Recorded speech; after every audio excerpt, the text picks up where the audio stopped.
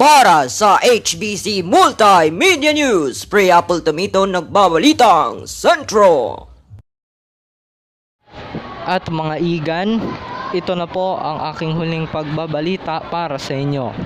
Nais ko lamang ipaiwatig sa inyo na magtatapos na sa ere ang Balitang Sentro Weekend sa nakalipas na 14 na taon simula ng Balitang Demokrasya Era pa lang noong Oktubre 9, 2010.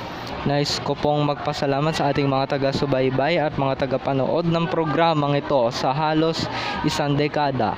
Nais ko rin pong magpasalamat sa mga technical staff, technical directors, editors, news researchers, teleprompter directors, mga floor directors at maging din sa director ng Balitang Sentro Weekend na si Sharina Govio Toledo. Mrs. Sharina, maraming salamat po sa walang humpay na pagbabantay sa akin sa nakaraan na 14 na taon.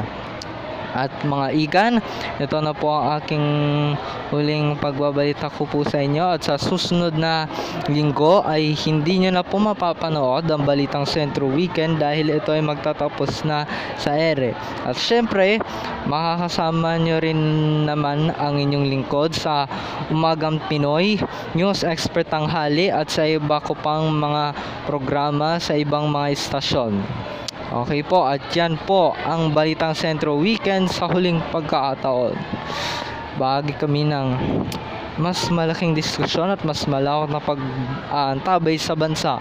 Ako naman, Kuya Andre Ezekiel, at ito ang HBC Multimedia News, ang News Authority ng Pilipino. Magandang hapon po.